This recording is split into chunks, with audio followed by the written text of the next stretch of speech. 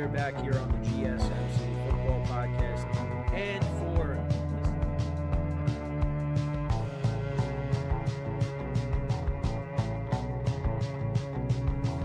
all right, and we are back here on the GSMC Football Podcast, and for the final.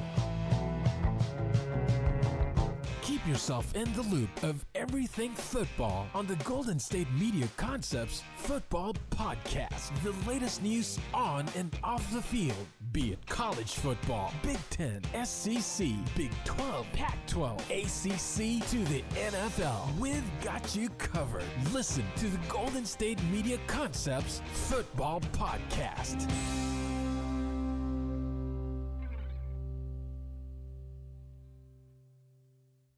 And welcome everybody to another edition of the GSMC Football Podcast, brought to you by the GSMC Sports Network.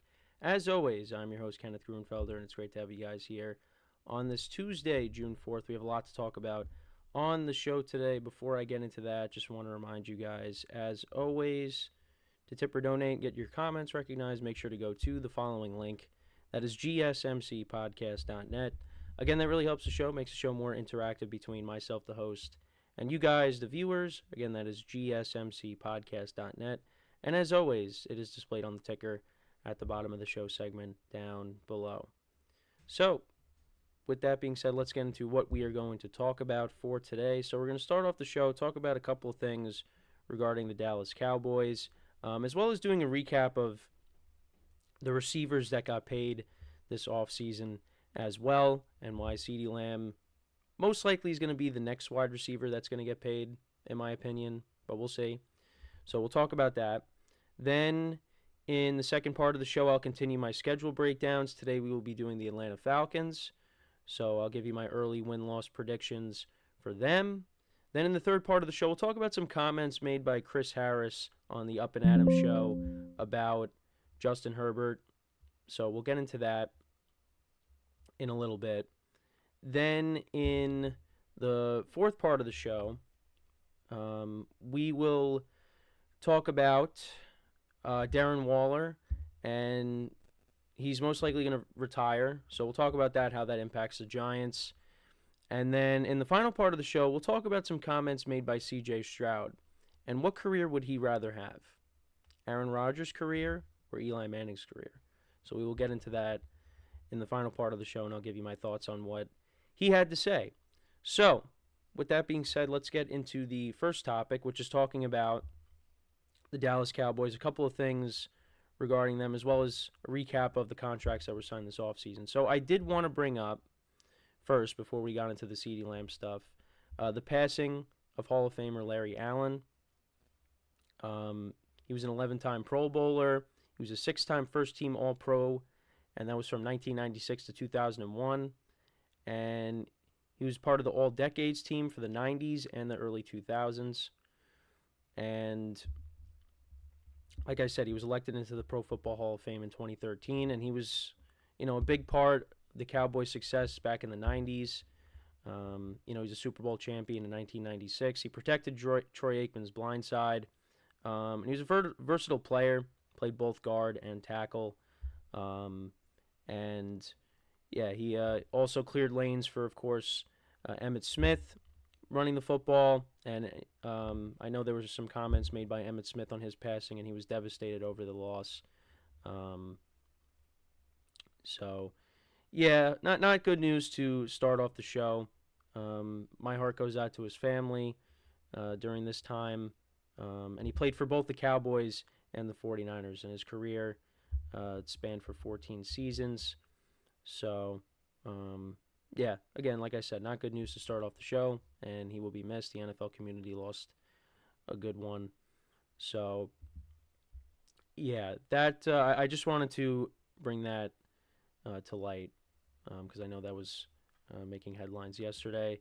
So, now let's kind of transition. It's hard. I know I've brought up former players or coaches passing away before, but it's always hard to kind of transition to something else after just talking about that. But like I said, wanted to bring that up. But let's now talk about CeeDee Lamb and where things are at currently here in the offseason. So, if you remember, back on April 23rd, Jerry Jones made some comments. He wanted to see more movement in the market before signing extensions for players like Dak Prescott and CeeDee Lamb. Well, since then, you had now we're going to talk about CeeDee Lamb more so today. You had DeVonta Smith signing a deal, 3 years, $75 million. Amon-Ra St. Brown signed a 4-year deal, $120 million. A.J. Brown signed a 3-year, $96 million extension, $51 million guaranteed.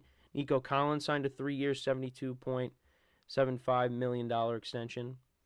Jalen Waddle signed a 3-year, $84.75 million extension. And Justin Jefferson most recently signed a 4-year, $140 million extension with $110 million guaranteed. And now with all that happening, now it's up to the Cowboys to sign CeeDee Lamb. And, Stephen Jones talked about the influence of Jefferson's deal on Lamb's negotiations. Jerry Jones has expressed confidence in understanding the future salary cap trends. Like I said, I think that CeeDee Lamb, his deal is most likely going to be done next. Out of, some of the other receivers that are looking for new deals, like Jamar Chase and T. Higgins, Brandon Ayuk, he's going to be the next guy to get his new deal. And now Jefferson's deal is done. And I think they wanted to get it done before Jefferson, but the Vikings kind of beat them to it. And CeeDee Lamb is going to command a big contract. Now, is he going to get the same amount as Justin Jefferson? Or is he going to get a little bit less? I think it's probably going to be around the same ballpark. And he is coming off of his best season. So he's going to have to, he deserves to get paid whatever he wants. Last year, he led the NFL in receptions. He ranked second in receiving yards. He had 1,749 receiving yards.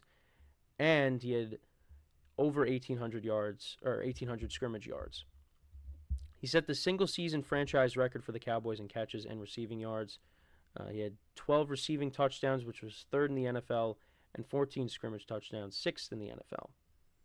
So he had a monster year, and, the Cowboys are going to have to pay him. And he's going to get paid first out of the big three, with him, Dak, and Micah Parsons. Now, it's possible that Dak Prescott is not going to be on the team beyond 2024, and I think that is going to happen. I think he's going to end up leaving and going somewhere else.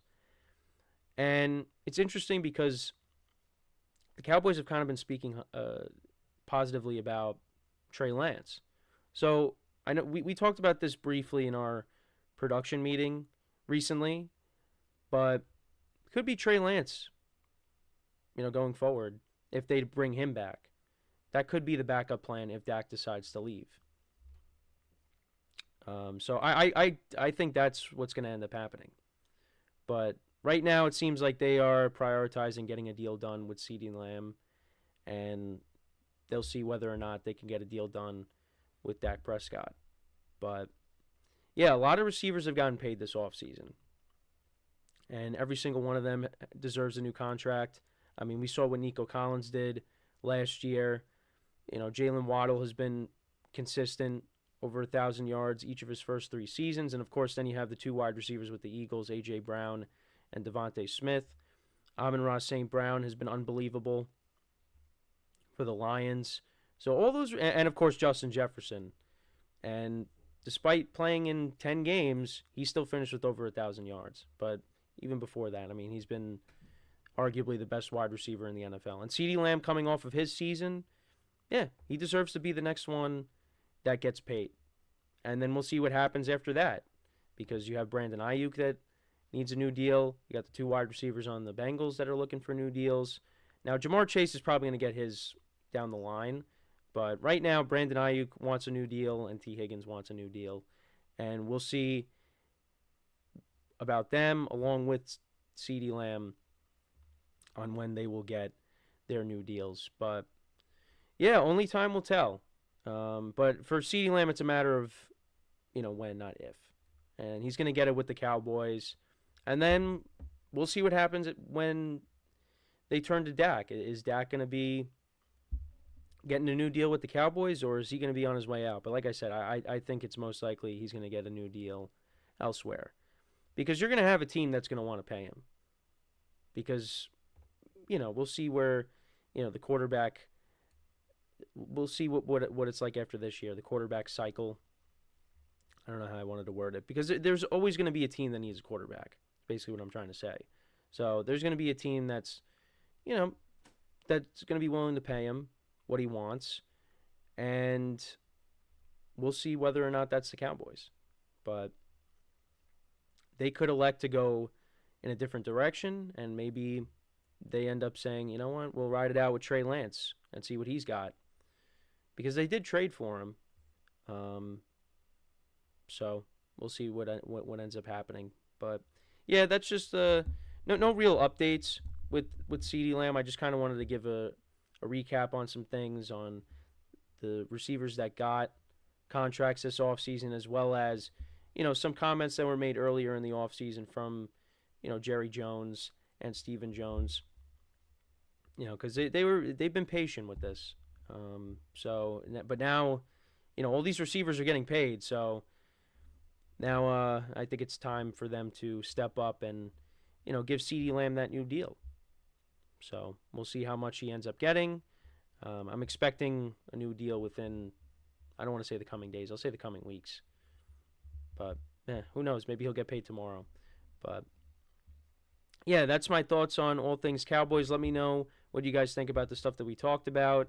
Any Larry Allen stuff that you might want to say, or just the wide receiver recap on the guys that got paid, as well as the Cowboys and CeeDee Lamb, Dak. How do you see all that playing out? Like, CeeDee Lamb's going to get his new deal. Then it's all about, after that, what's going to happen with Dak. So we're going to take our first break of the show. Then when we come back, I'll continue my schedule breakdown. Today we're going to be doing the Atlanta Falcons. So that's what we will do when we come back from our first break of the show. So with that being said, stick around, and we'll be right back here on the GSMC Football Podcast.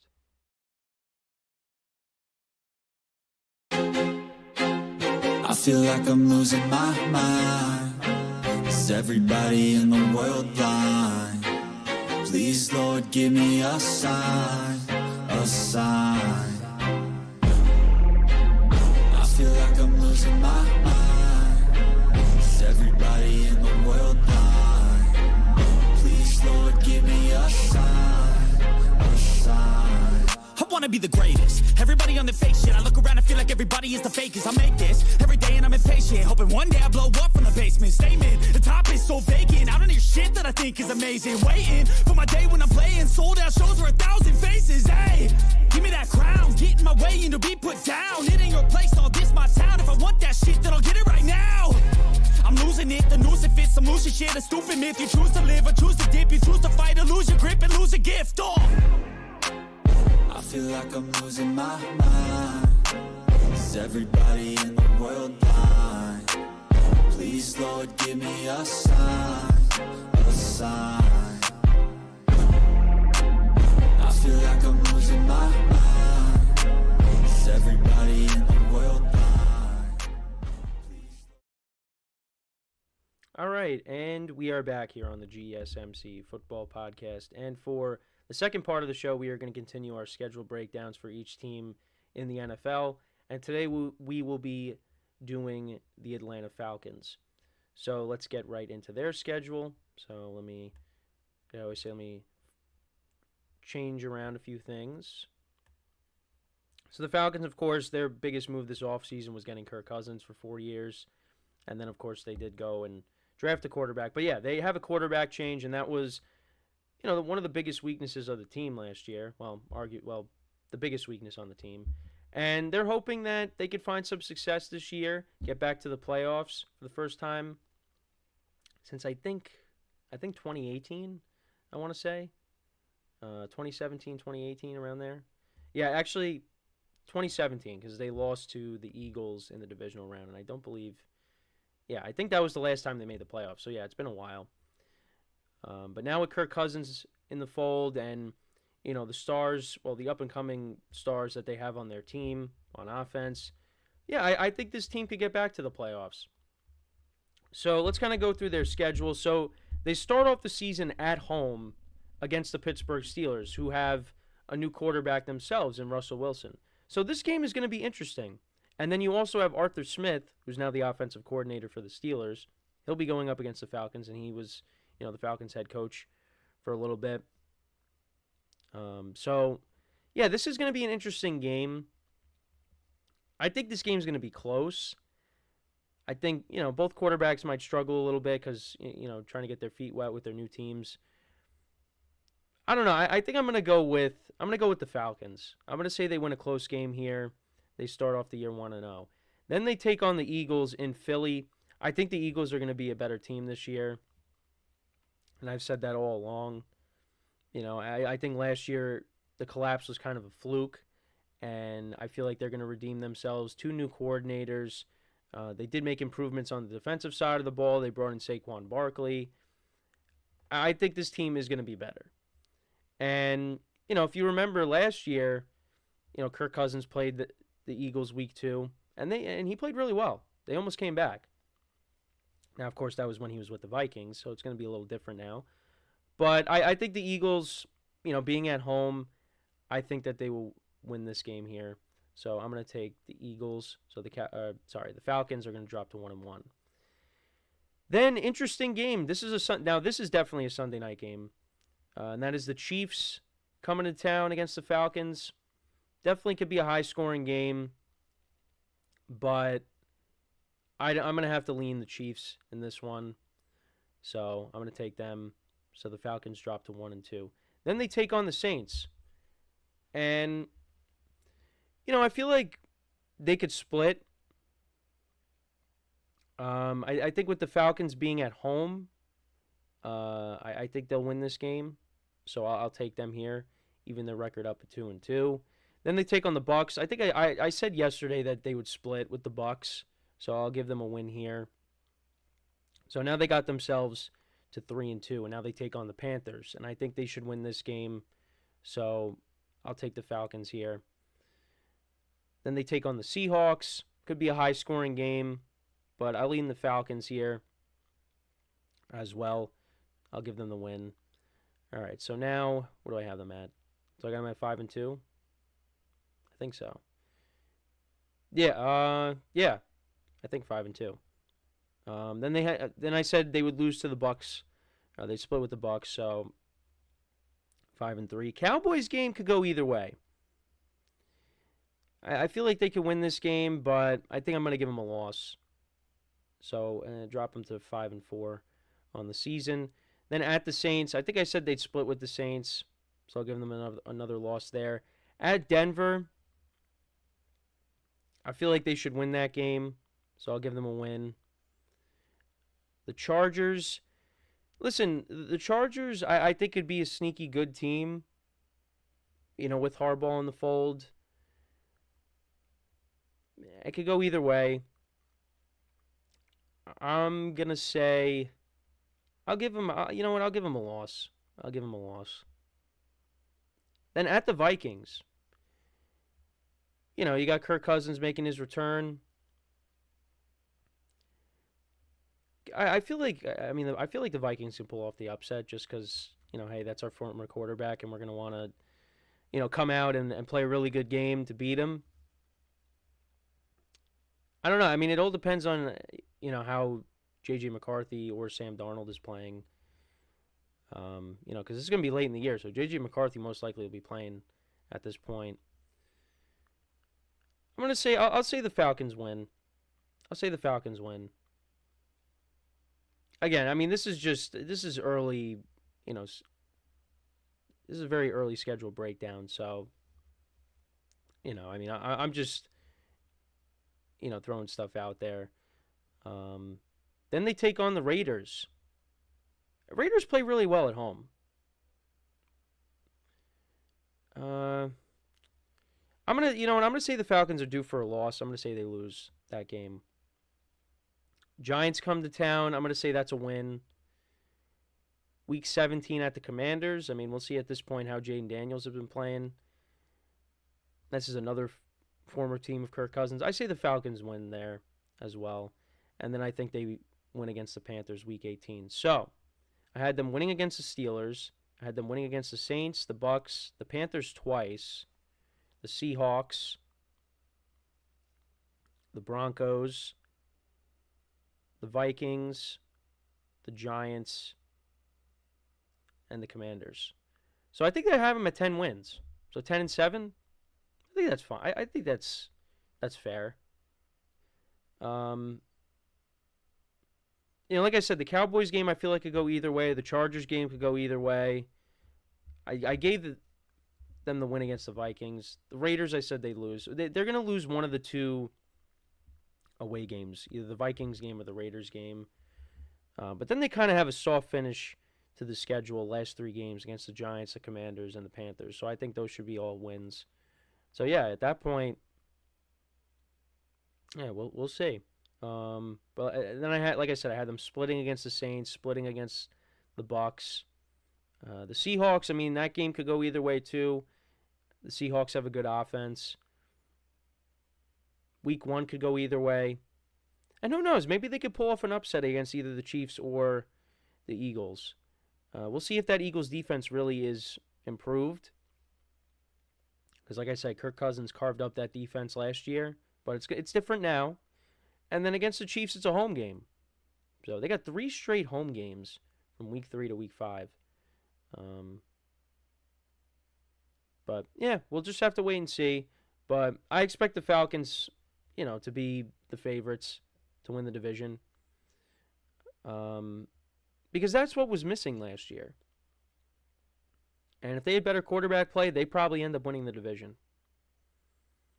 They split. They lost a close game to the Bucs at home, and I think if you had a Kirk Cousins at quarterback, you probably win that. Also, I mean, let's not forget another game against the Commanders. I mean, you had Desmond Ridder. I think he threw like 3 picks in that game, and that was a close game too.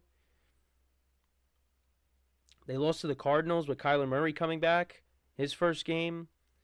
Yeah, they lost some. They lost some close games, and with the better quarterback, they definitely get a few more wins. So, we'll see how it goes. But I think, 10-7, I think, is definitely doable for them. And it all depends on how Kirk Cousins plays because, he's coming off of a significant injury. And, there's definitely going to be some rust. But I think ultimately he's going to have a good year. And I think the Falcons are going to have a good year. And they're going to have their, I don't want to say their best season in a long time, but I mean, compared to what's been going on to them recently, yeah, it's going to be, I guess, their best season since, making the playoffs, making the playoffs. So, but we'll see how it goes. I know I saw Bijan Robinson. I think he was saying that they're going to use him more like how the 49ers use Christian McCaffrey, which that's a good sign for him. That means he's going to have a good year. And also, for fantasy purposes as well, if they're going to be using him like that. But yeah, let me know what you guys think about the Falcons. What kind of season do you think they're going to have? How many games do you think they'll win in 2024? Like I said, I have them right now at 10-7, which I think is doable. So before we go to break, just want to remind you guys once again to tip or donate and get your comments recognized. Make sure to go to the following link. That is GSMCpodcast.net. Again, that really helps the show, makes the show more interactive between myself, the host, and you guys, the viewers. Again, that is GSMCpodcast.net. And as always, it is displayed on the ticker at the bottom of the show segment down below. So when we come back from our second break of the show, we'll talk about some comments made by Chris Harris about Justin Herbert. And I'll talk about, whether I agree with him or not. So that's what we will get into when we come back from our next break. So with that being said, stick around, and we'll be right back here on the GSMC Football Podcast.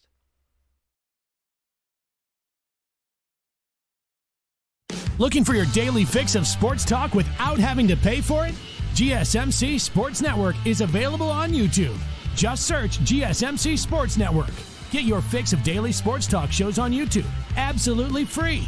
NFL, college football, NBA, MLB, MMA, UFC, fantasy football, and so much more.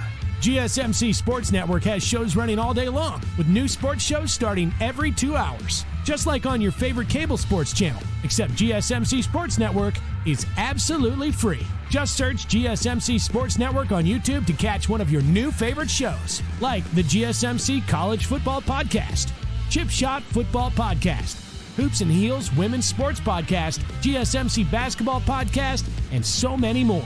Check it out for yourself. GSMC Sports Network, now available on YouTube absolutely free. Search GSMC Sports Network on YouTube right now.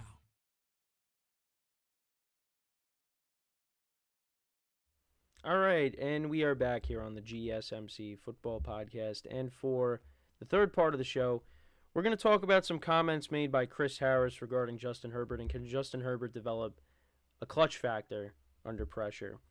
And, well, I also want to talk about whether I agree with Chris Harris or not. So, this is what Chris Harris had to say on the Up and Adams show. So he said how Herbert is missing that clutch factor like a Patrick Mahomes.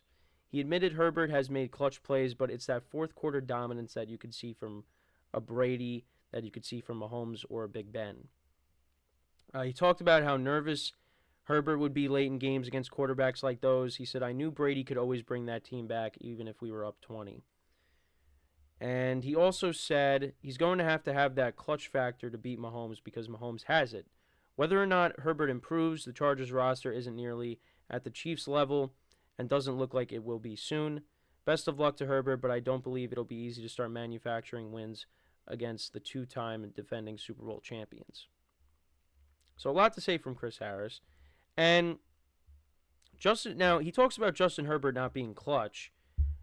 And Justin Herbert actually has 11 career fourth quarter comebacks, which is just 3 fewer than Mahomes, even though Herbert started his NFL career in 2020, which is a couple of years after Mahomes. And he's 2-5 against the Chiefs. Now, if you go back and you look at most of those games, they come down to one possession. Particularly if you go back to the games in LA, there was the one from 2021. That was an overtime game. And then also the following year, that was the game that Travis Kelce had 3 touchdowns. And Justin Herbert made great plays in both of those games. It's just, it was Patrick Mahomes at the end that came back, and they won those games. And, 2-5. One of the wins was when the Chiefs were playing their backups. The other win was Brandon Staley's first season as head coach. That was I think it was the week 2 or week 3 matchup in Arrowhead, and the Chargers won that game. But I think Herbert does have a clutch factor. I think he's just gotten some bad breaks, particularly against the Chiefs. We can go back and look at every individual game that, has come down to the wire. But, 11 fourth quarter comebacks. That does tell you that, there is a clutch factor when it comes to Herbert.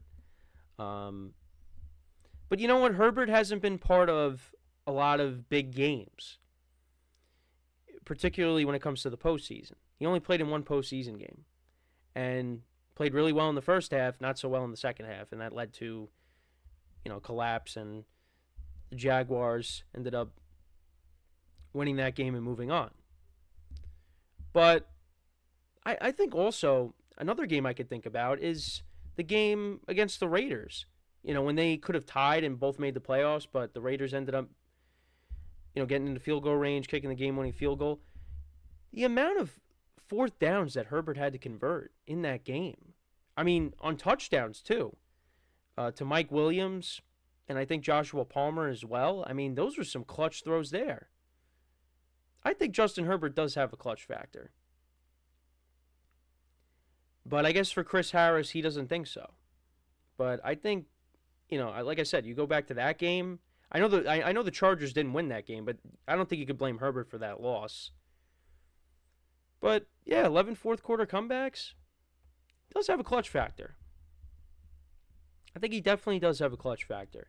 It's just he's 2-5 against the Chiefs. If you just look at that on the surface, yeah, it's that's the team that you got to try to beat. But if you look at some of those games, going more depth with those, yeah, I mean Justin Herbert did what he was supposed to do. It's just you had Patrick Mahomes on the other side to match him, and they lost some tough games there. And I think now, with Jim Harbaugh in the fold, the Chargers are on the come up. And I think that, yeah, this year might not be the year. Now, I said they could maybe be a sneaky good team, get into the playoffs, but I think the following year, that's when this team is really going to start getting it going. But yeah, I think part of it had to do with just, Brandon Staley just was not a good coach. And I think that's a huge piece of the pie. And now you let him go, you bring in Harbaugh. I think you're going to see better results now. Now again, it's going to take some time. I don't think the Chargers are going to be this powerhouse. But I think they could be a good team. They got the quarterback. I think they have the head coach. Now they just got to go out there and prove it. But back to what Chris Harris had to say. Yeah, I mean, you're also comparing him to, the standard for everyone, and that's Tom Brady. Justin Herbert is not Tom Brady. Justin Herbert's not Peyton Manning. And he's probably not going to eclipse those guys. Maybe Peyton Manning, but not Tom Brady, because just the amount of success that Tom Brady had in the postseason, it's going to be hard to match that. Now, Patrick Mahomes is almost halfway there with the Super Bowl rings, but yeah, it's going to be hard. And yeah, I said Peyton Manning's probably easier out of the two, but it's going to be hard to eclipse Peyton Manning. But Peyton Manning actually wasn't great in the postseason, and Justin Herbert only has one career playoff game. So, we'll see. It's just now you got to deal with the present-day quarterback, and that's Patrick Mahomes, who's right now the standard for today. And it's hard to beat Patrick Mahomes, especially in the postseason. Only one player has been able to do that. That's still playing, and that's Joe Burrow. Now, Brady has, but Brady is, now a broadcaster. So he's not coming back. And who knows, but he's not coming back. Joe Burrow is the only man that has defeated Patrick Mahomes in the postseason. That's still playing. And we've seen teams like the Ravens. They went down against them. The Bills, how many times the Bills have gone up against them in the playoffs and lost? Maybe Justin Herbert and the Chargers, maybe they could be that team. Who knows? But you play with them. Right now you got to focus on, the division, trying to knock them off in the division, and then go from there if you do go up against them in the postseason. But I think they're a year away before contending for the division, because it's still the Chiefs' division until someone proves worthy to knock them off. And maybe it is the Chargers, because you got the Broncos that we'll see what their quarterback situation is like, and then the Raiders, of course, they gave them problems last year, but the Raiders need a quarterback. The Chargers have one, and I think they have the head coach. So I think right now the Chargers have the best chance in that division. But, even saying that, I don't see anybody knocking them off this year. But I think the Chargers are going to build themselves up, and they will be a team that gives the Chiefs problems. But, we have to wait and see on that. But yeah, some interesting comments made by Chris Harris. I don't agree. I think Herbert is clutch, but yeah, comparing him to Tom Brady and Peyton Manning, and those guys. Yeah, I mean, he doesn't stack up against them. So he's still got his whole career ahead of him. And I think he's going to have some big moments where he's going to prove himself. But, again, only time will tell. Only time will tell. But let me know what you guys think about what Chris Harris had to say. Do you agree with him? Do you think that Justin Herbert is not clutch?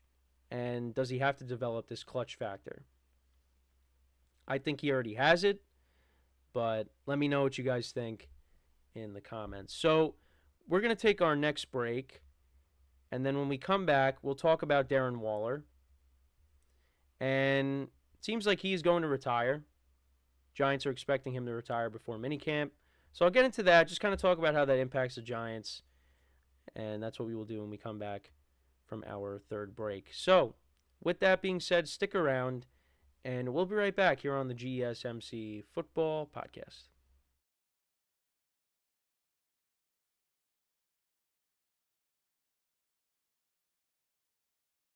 For the best and latest podcasts available anywhere, go to the podcast app on your cell phone and type in GSMC to access free content-rich podcasts on health and wellness, book reviews, sports, entertainment, relationships, social media, movies, technology, finance, and even weird news. Subscribe and download the GSMC Podcast Network's family of shows, available everywhere podcasts are found.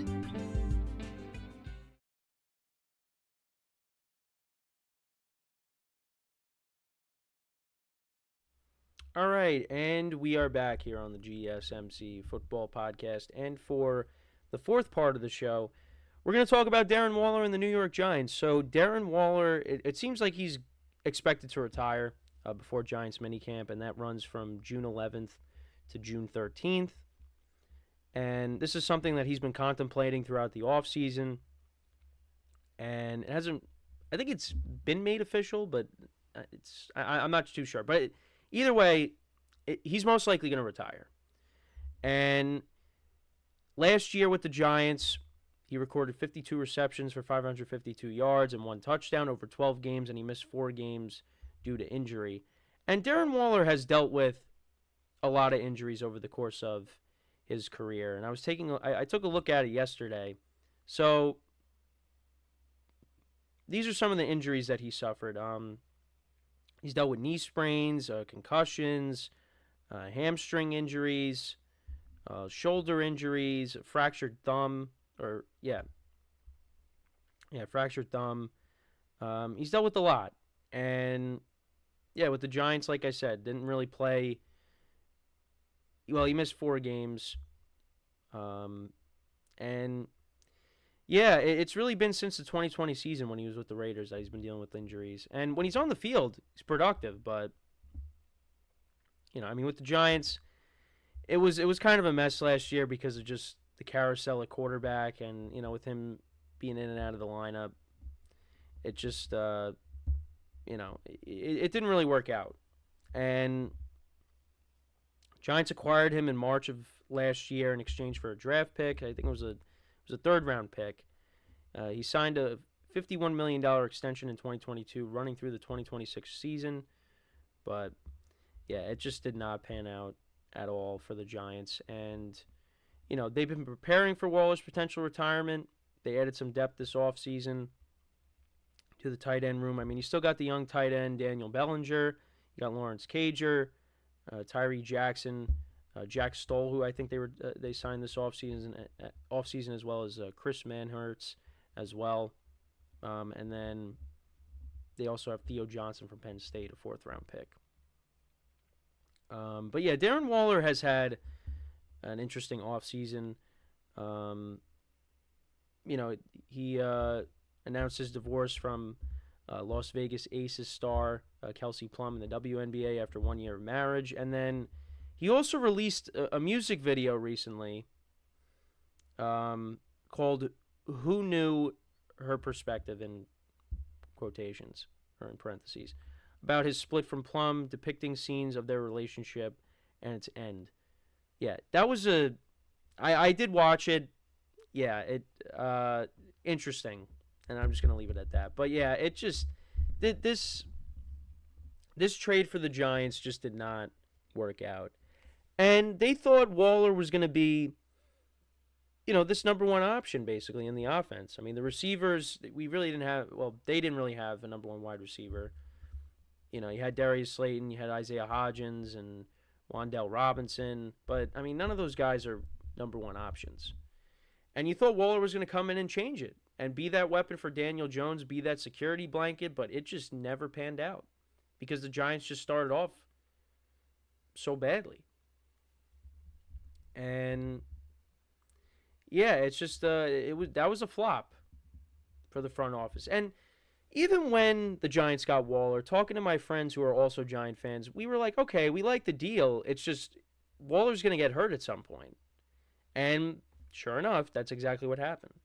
But that wasn't the biggest problem. The Giants had so many issues last year. And this trade ended up being a waste. So hopefully 2024 is different, although I don't really expect the Giants to be very good. I'm excited about the defense. I'm excited to see Malik Neighbors and how he is in the offense. And now Jalen Hyatt in year 2, and Wan'Dale Robinson looked good last year. I think the Giants do have some pieces that they could build around. But I just think it's going to be another rough year.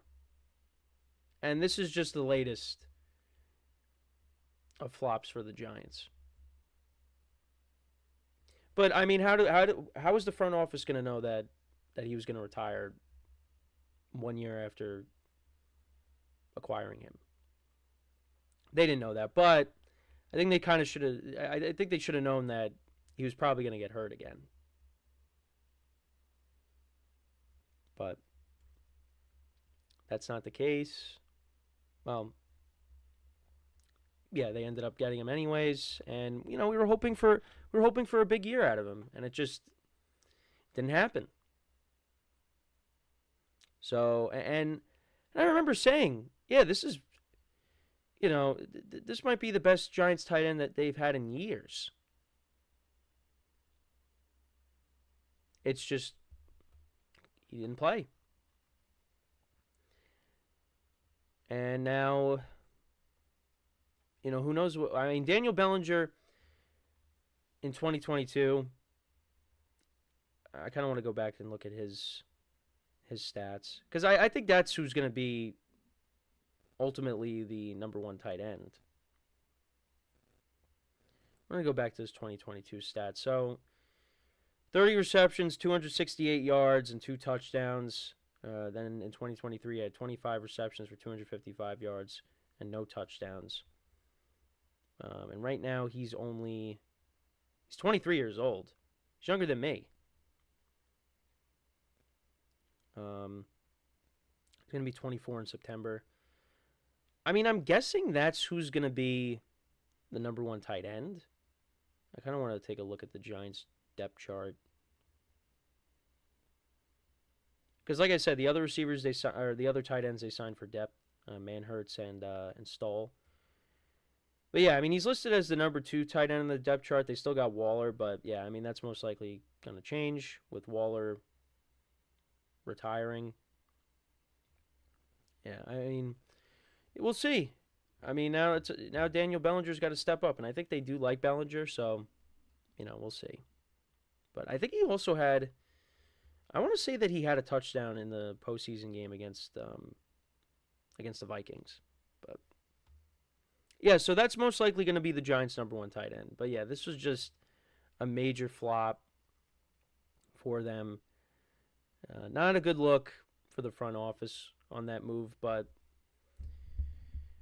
again, I don't think they expected him to retire so soon when they acquired him. But that's just what ended up happening. So now he's, I guess, going to pursue a music career. But yeah, just just another thing to just shake your head when it comes to the Giants. So, but again, I'm not gonna kill the front office for this move because but it's just unfortunate that it had to happen because they were expecting big things out of him and it just didn't pan out.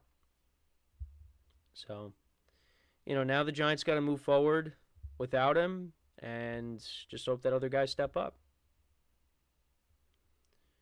So, we'll see what happens. But that's really that's my thoughts on it.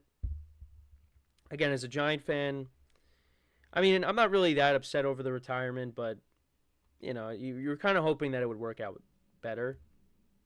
Because, again, Waller at one point was, he was one of the best tight ends in the NFL. You looked at him, Kittle, and Kelsey. Those were the top three. And then you got Mark Andrews as well. He was up there. But now, he just kind of fell off. Injuries were a problem. So, yeah, it's unfortunate, but now he's now the Giants got to move forward, and when they kind of saw the writing on the wall, that's when they drafted a tight end and they signed a couple, so they were at least preparing for it when they knew it was coming, so that's good.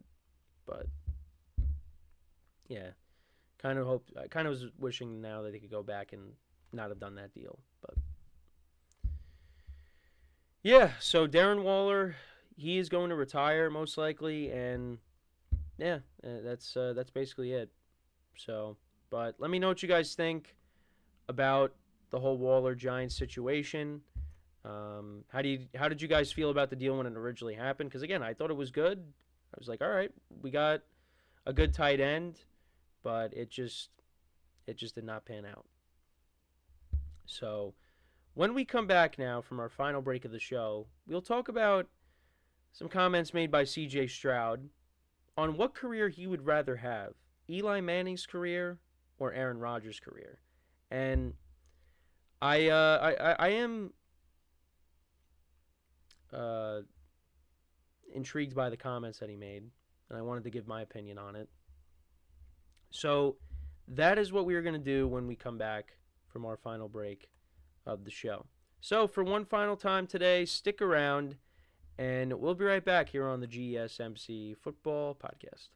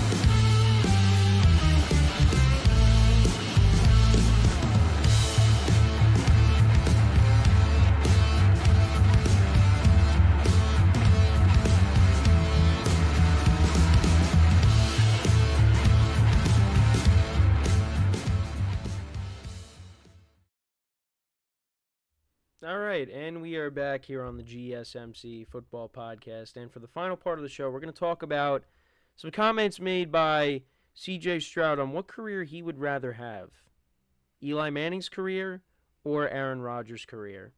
So this is what he had to say. So like I said, I wanted to get into it.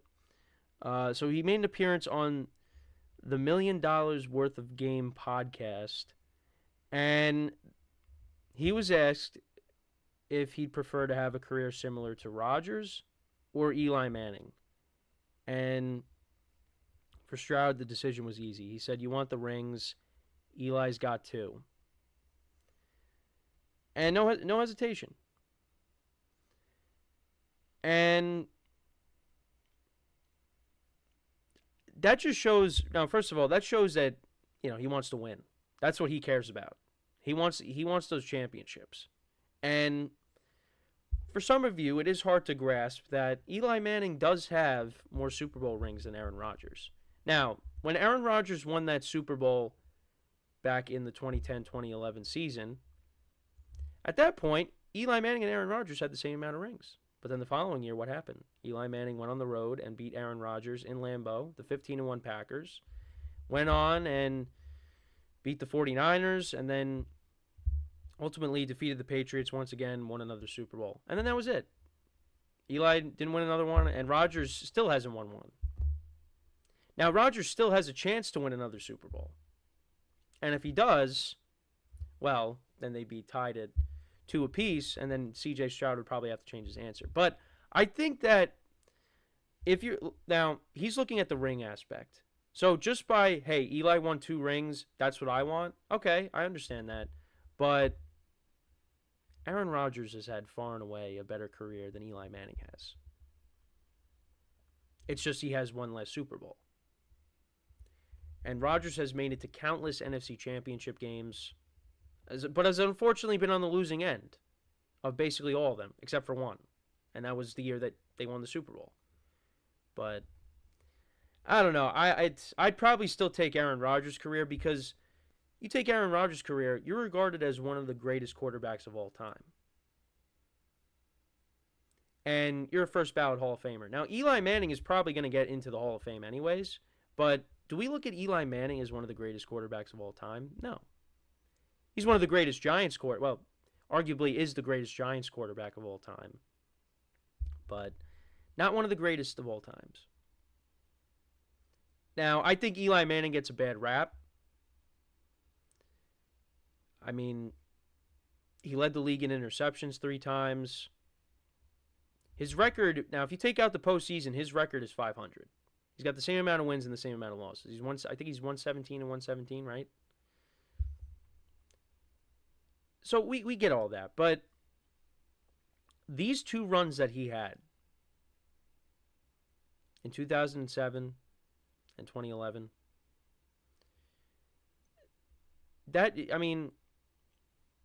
we talk about clutch factor. He had a clutch factor. And he really rose to the occasion in big games. And against teams that, he probably shouldn't have beaten, but he did. But that's also because of his team as well, rising to the occasion. They beat the Cowboys when they were really good. I think they were the 1 seed that year in 2007. Then you beat Brett Favre in Lambeau. You beat the undefeated Patriots. Then you beat Aaron Rodgers in Lambeau. You beat the 49ers, who were a really good team that year with Jim Harbaugh, who we talked about earlier. And then you beat Tom Brady again.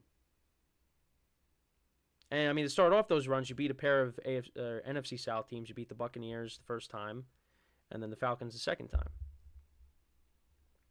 And the Giants had to go on a run towards the end of the 2011 season to make the playoffs. They had to beat the Cowboys to get into the playoffs, and they did that. They beat the Cowboys twice. They were down big, or they were down by a couple of scores in Dallas in 2011, and they came back and won that game, and that was a game that JPP knocked the ball down when the Cowboys were trying to tie the game on a field goal.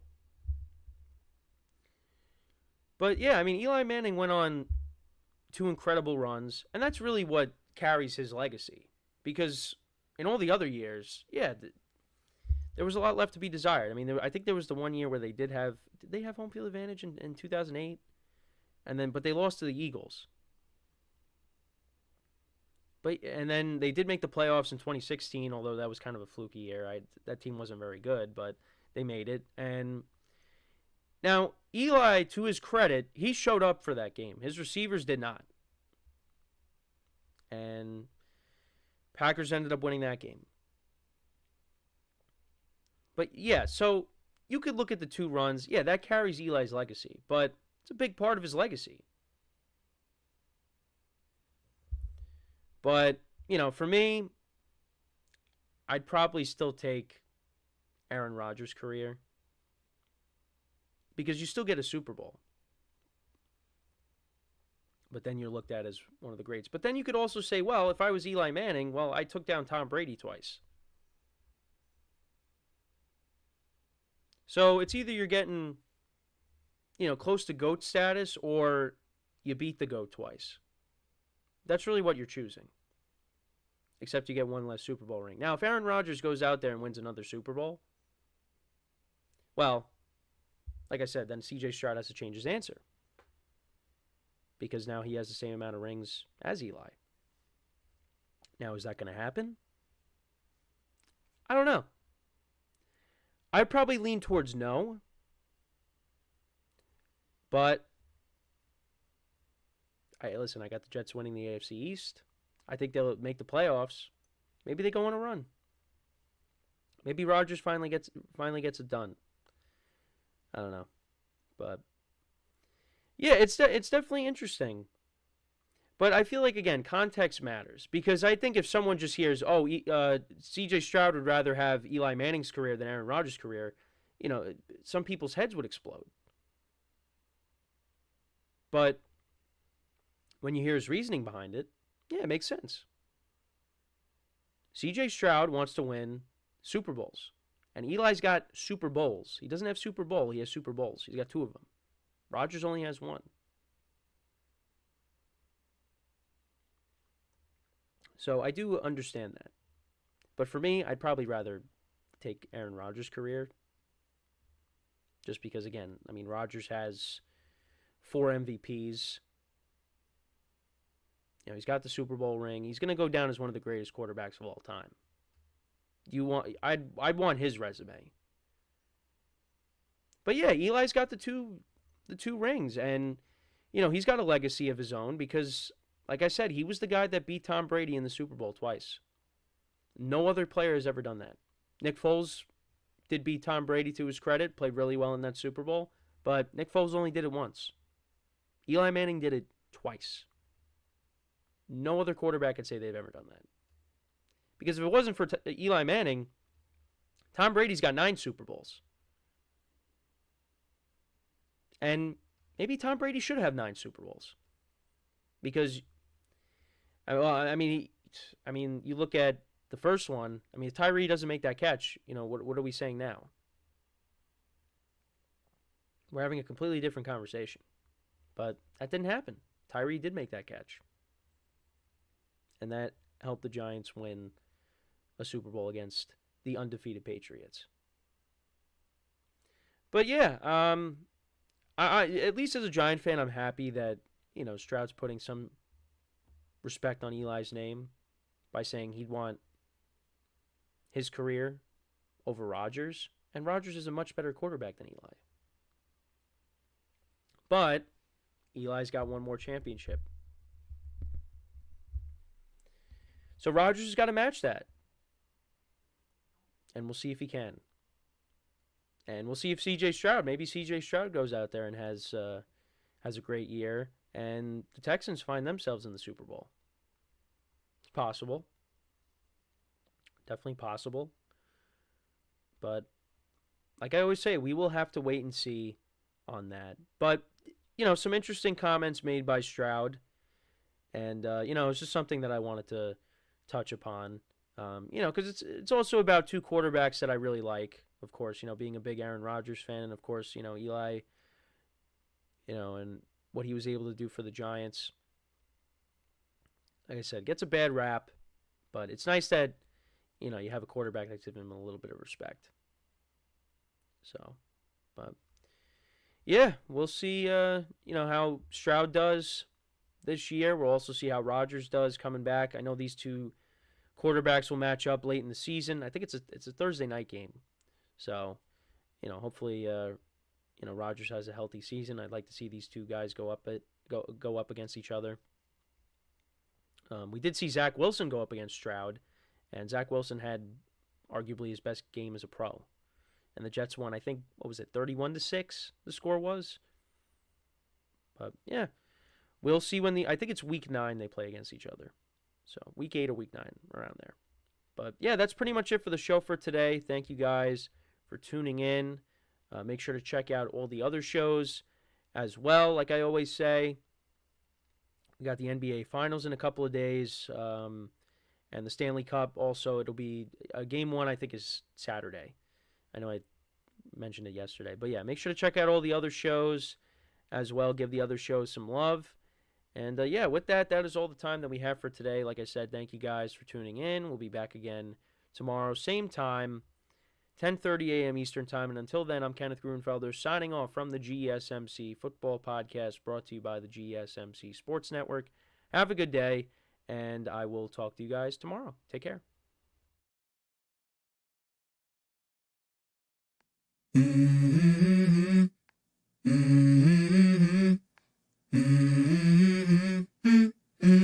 Let's go.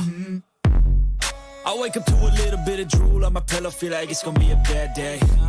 Yeah, I'm tired of shit, and the coffee ain't hit yet, damn, ain't that great.